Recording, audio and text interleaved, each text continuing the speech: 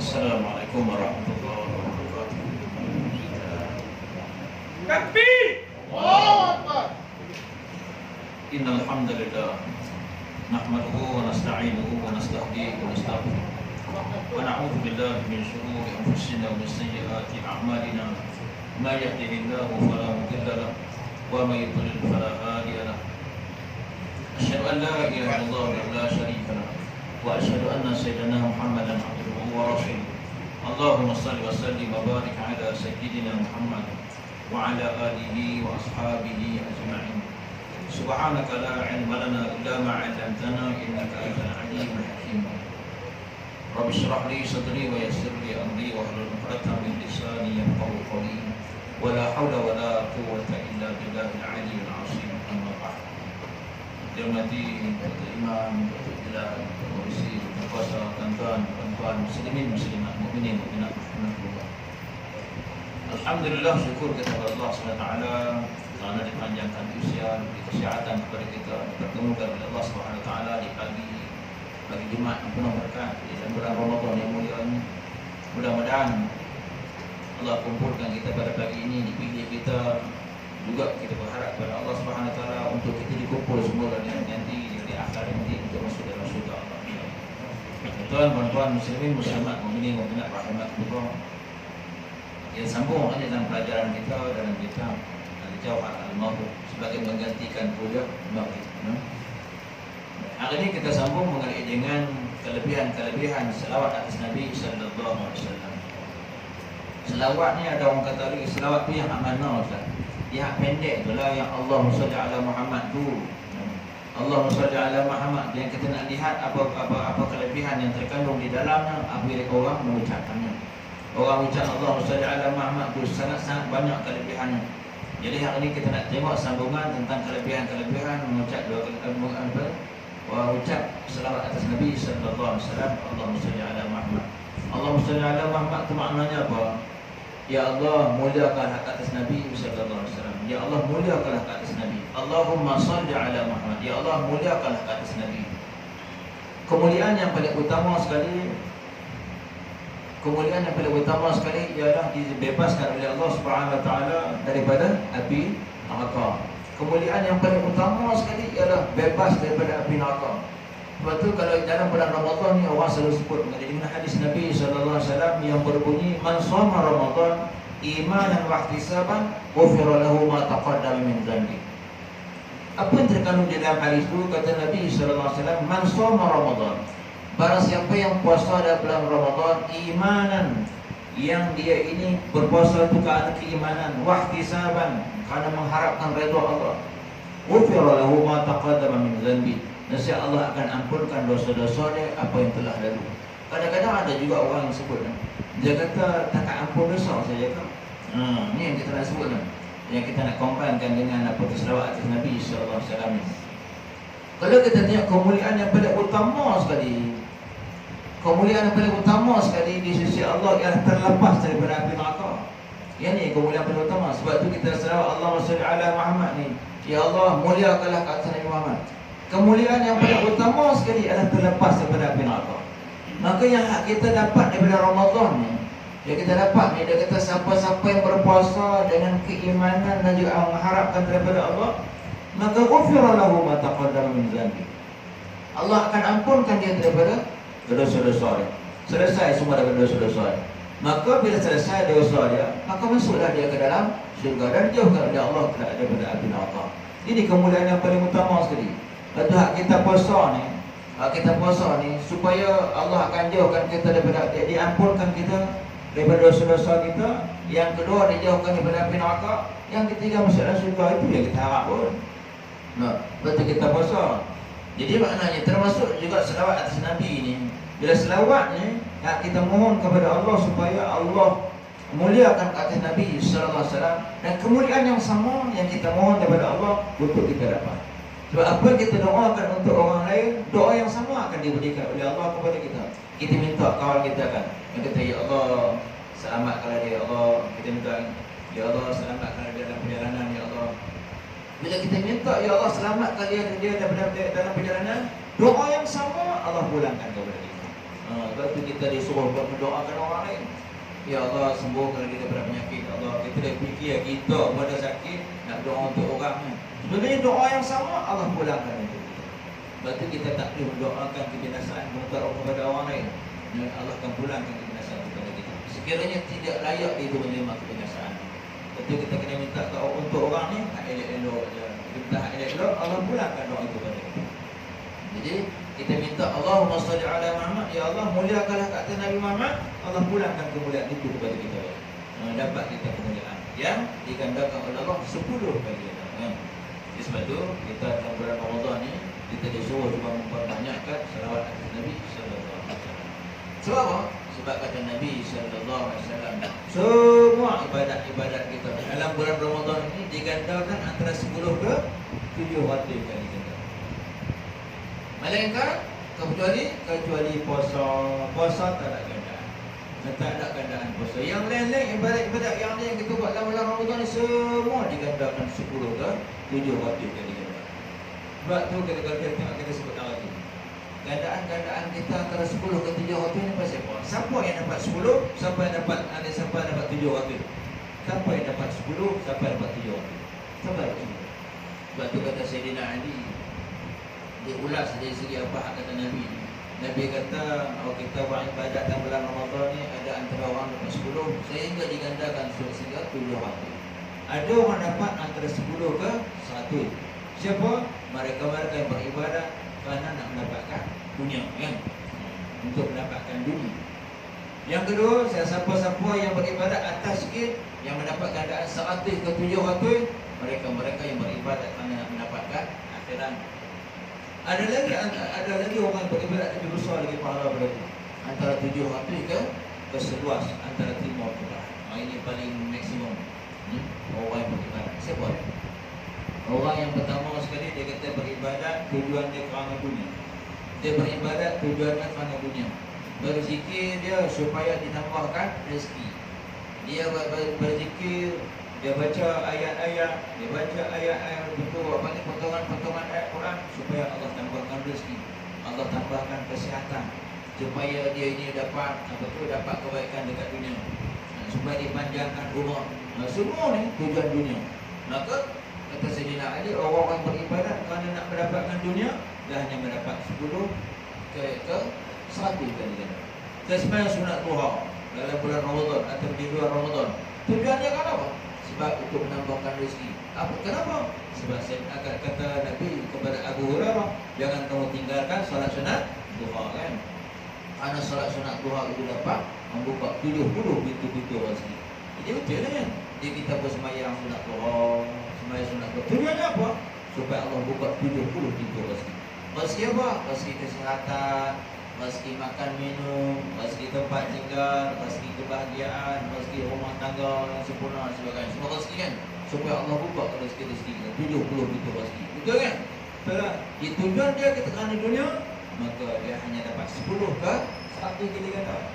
Atas sikit, orang yang buat ibadat dia kerana nak mendapatkan akhirat, nak mendapatkan apa tu pada alam itu, selamat di dalam kubur, nak terangkan dalam kubur, dia bersedekah nak terangkan dalam kubur, bersedekah supaya mempermudahkan dia keluar nyawanya, tak sakit.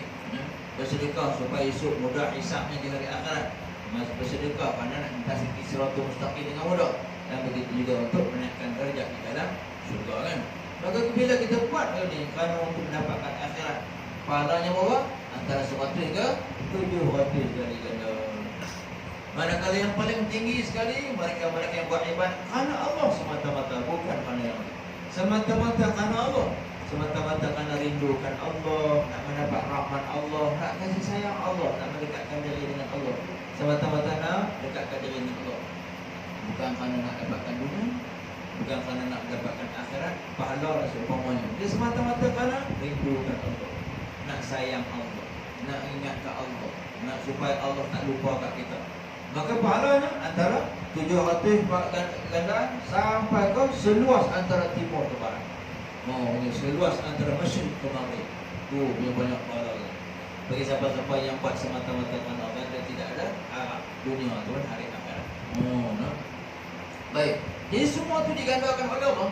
Begitulah juga di dalam bulan Ramadan dilipat gandakan lagi, ya. Daripada 10 ke 10, 10 ke 10, ya, sampai ke 700 kali ganda. Malaikat puasa tidak ada gandaan. Puasa tak ada gandaan. Kenapa? Kata Allah, puasa itu untuk aku. Mana kata Allah, puasa itu untuk aku. Maka siapa-siapa yang puasa, ganjarannya hanya aku akan beri. Ya. Hanya Allah yang akan beri ganjaran. Tak ada gandaan 10 kan. Tak ada. Semua tu bila puasa, maka gandaannya yang hak dijanjikan oleh Allah kepada kita untuk terlepas dari neraka dan juga untuk masuk ke dalam syurga Allah. Baik, itu orang syurga juga dah pasal puasa kan. Jadi hari ini kita sambung dengan selawat atas Nabi sallallahu alaihi wasallam. Baik. Jadi selawat atas Nabi juga yang ke-24, yang kita masuk yang ke-24 itu ialah kemenangan daripada doa atas orang atasnya, dan binalah orang yang meninggal selawat atasnya tak akan disebut akan namanya sallallahu alaihi wasallam. Jadi yang ke-24 dia kata kemenangan daripada doa orang ke atasnya. Siapa-siapa yang berdoa untuk Nabi Allahumma shalli ala Muhammad ni, maka dia akan mendapat kemenangan. Dan Al-Quran dia kata qad aflahal mu'minun alladzina hum fi salatihim khashi'un, sebagainya.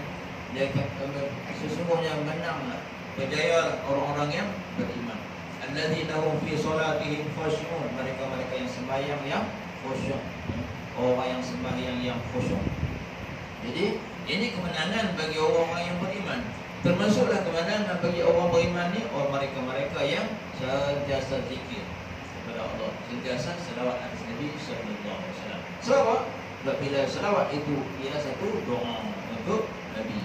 Bila kita berdoa untuk Nabi, maka doa yang sama kita sebut tadi kembali kepada kita.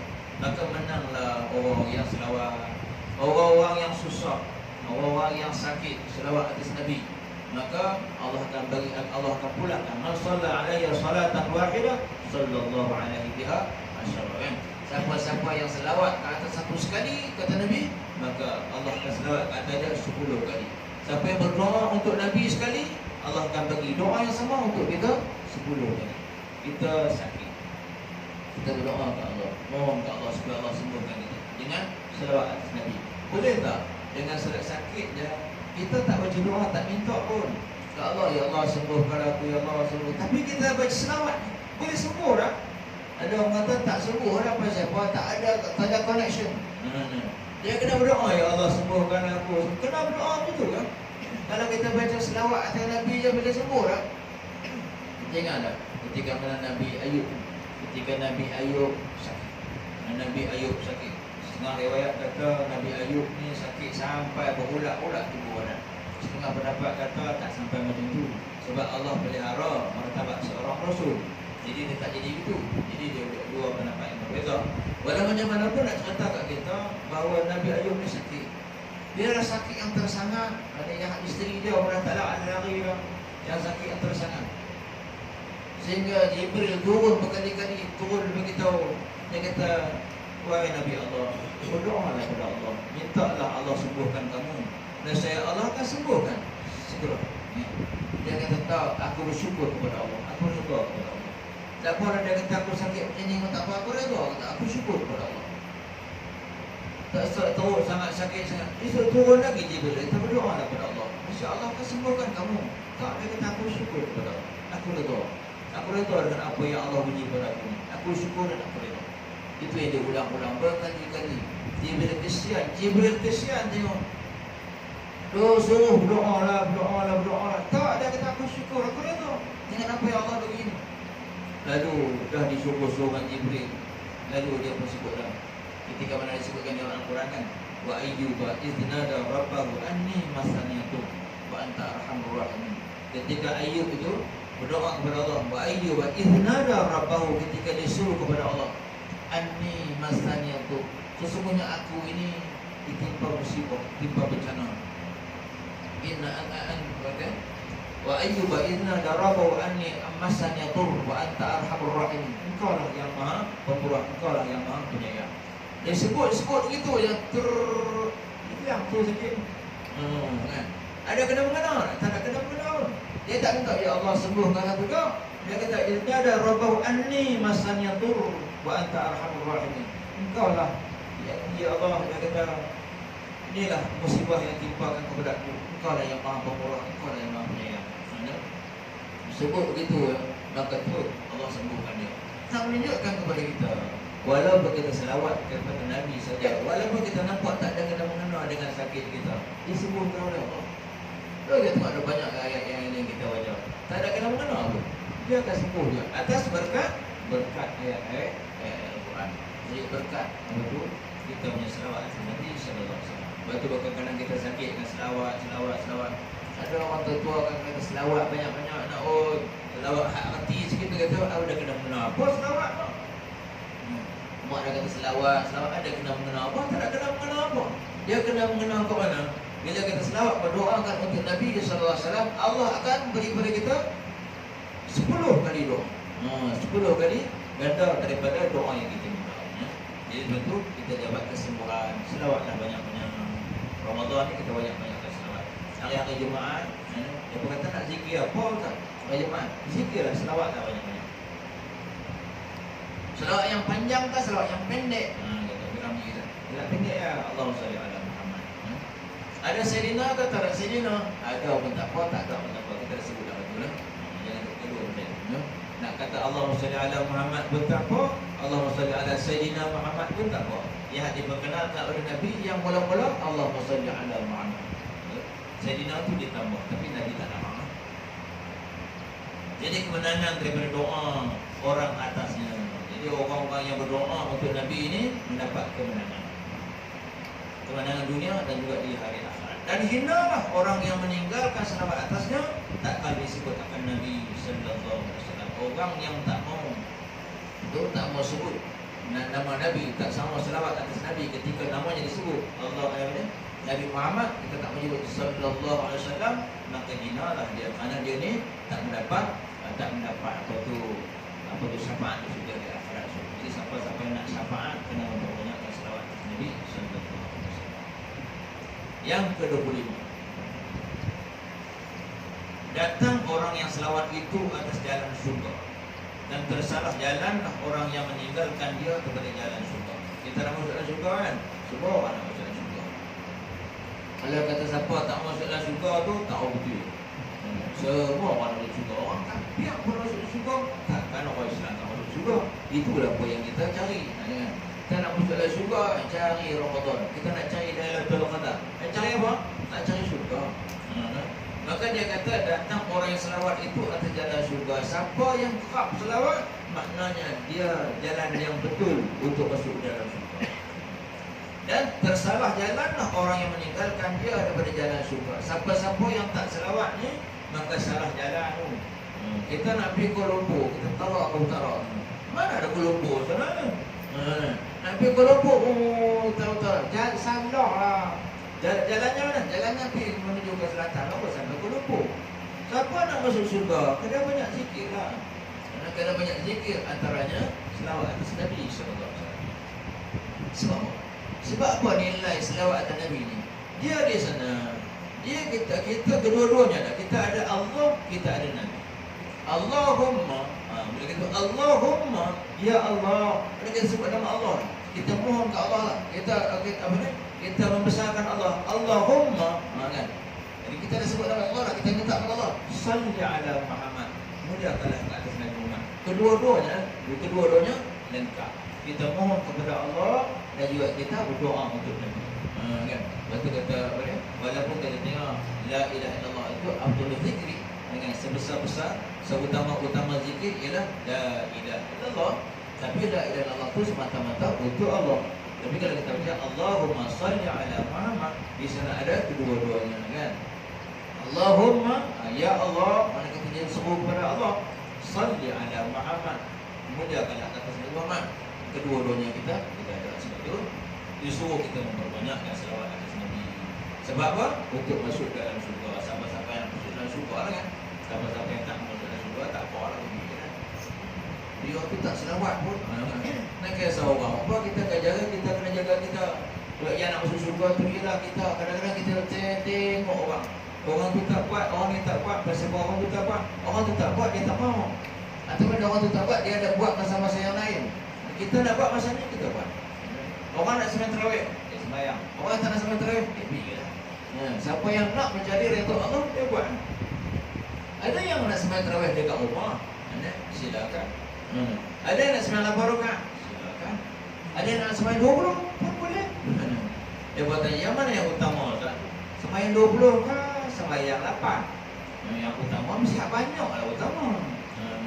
Nak banyak lah utama. 20 ke 8? 20 dia lagi bagus daripada 8. Tapi Nabi buat yang Nabi buat yang macam mana? Banyak orang dah sebutkan Nabi buat yang macam mana. Yang Nabi buat, yang Aisyah ditanya, berapa semayang semayang malam Nabi itu dalam bulan Ramadan? Kata Aisyah, Nabi itu semayang sama ada di Ramadan atau di luar Ramadan hanya orang 11 kan? 11 rakaat. 11 rakaat. Jadi maknanya kalau dia sembahyang tarawih 8 rakaat dan 3 rakaat itu ialah ia betul sembahyang sunat witir. Nabi buat apa tu? 11 rakaat, tak lebih daripada itu. Aisyah dia tahu lah sebab dia kerap kali duduk dengan Nabi. Dia tengok Nabi. Lepas sembahyang Isyak dia balik, dia duduk, dia balik, itulah yang dia sembahyang, iaitu 11 rakaat. Ada orang kata, itu ada hadis-hadis Nabi yang lain yang kata Nabi buat lebih. Cuba tuan-tuan tengok, ada kan hadis yang lain yang disebut kata lebih daripada. Tak jumpa dia yang disebut kata Nabi buat lebih daripada. Yang dibuat 11 rakaat. Habis itu yang 20 rakaat tu kalau kita baca dalam sejarah. Jadi yang 20 rakaat yang dibuat oleh Sayyidina Umar kan, yang dibuat oleh Sayyidina Umar. Ketika mana habis kewafatan Nabi sallallahu alaihi wasallam, Sayyidina Abu Bakar memimpin sebagai khalifah selama pun 2 tahun. 2 tahunnya tak panjang. Jadi pada masa itu bila malam-malam Ramadan ada yang sembahyang masing-masing 2 orang, masa sembahyang seorang masing-masing 2 orang, 3 orang, 2 orang, 3 orang masing-masing sepakat kat sembahyang masing. Jadi Sayyidina Umar tengok kan sama Sayyidina Umar ni banyak dia buat perubahan untuk mengelokkan lagi.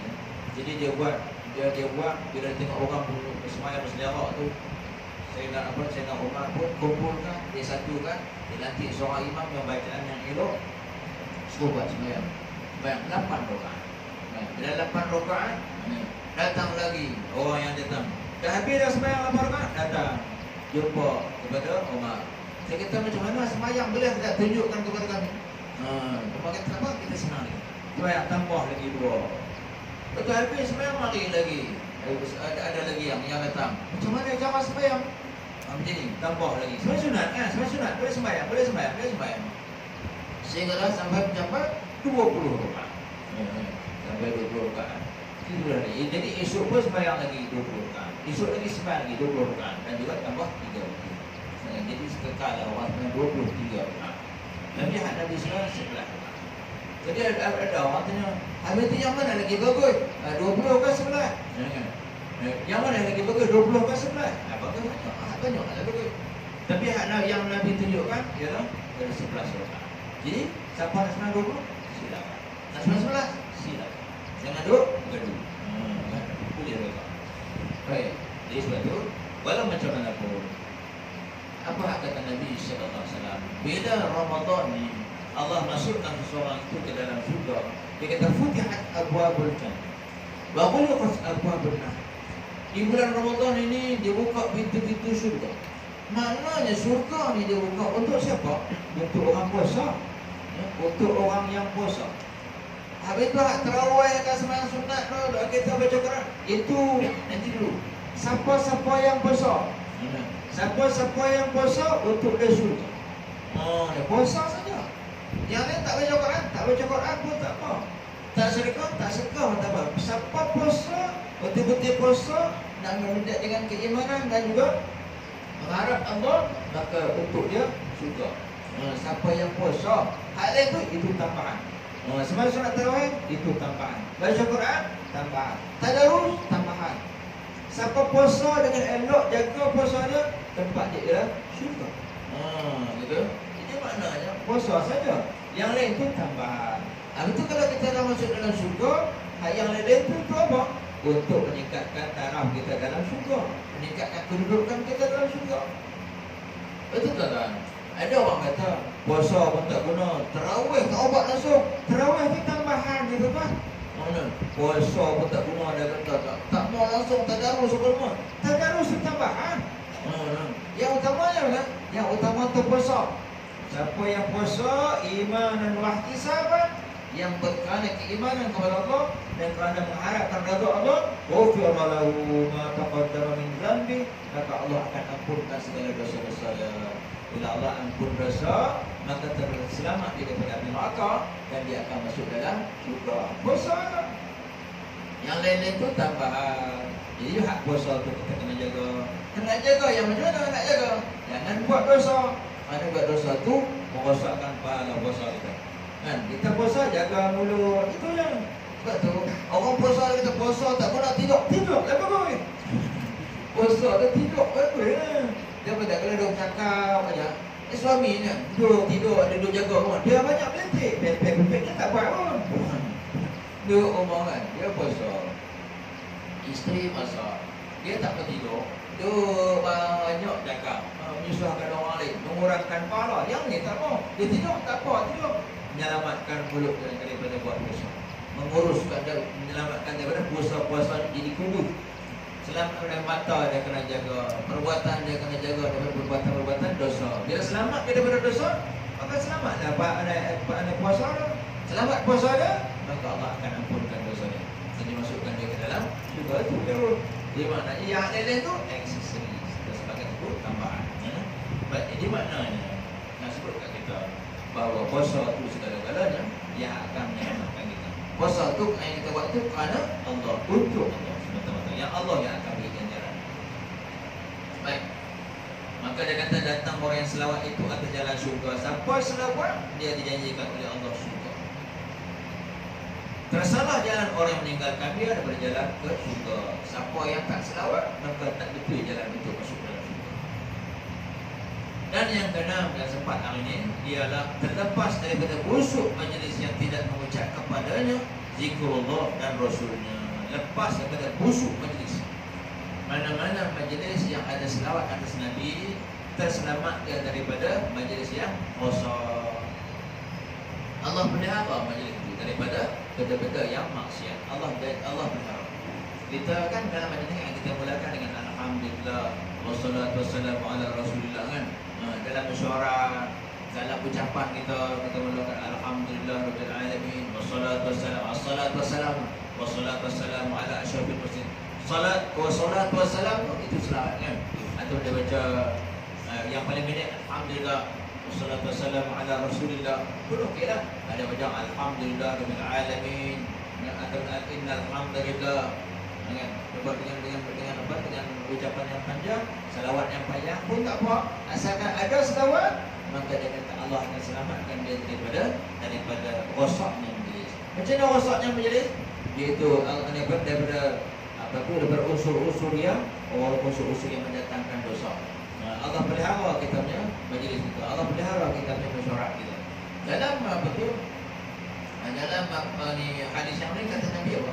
Siapa-siapa yang berselawat atas Nabi ketika ucapannya, maka Allah akan selamatkan dia daripada kata-kata umpatan, ghibah daripada umpatan, daripada penghinaan daripada orang. Bila kita cakap dia tak dapat betul dan dia cakap dia kan orang betul belakangan, Allah akan selamatkan itu daripada itu. Siapa-siapa yang bermula dengan selawat atas Nabi sallallahu alaihi wasallam. Dan dalam ayat disebut juga dia kata siapa yang bermula dengan bismillah, dengan alhamdulillah dan selawat atas Nabi, maka Allah selamatkan dia daripada ghibah, daripada umpatan, daripada penghinaan orang selepas daripada majlis.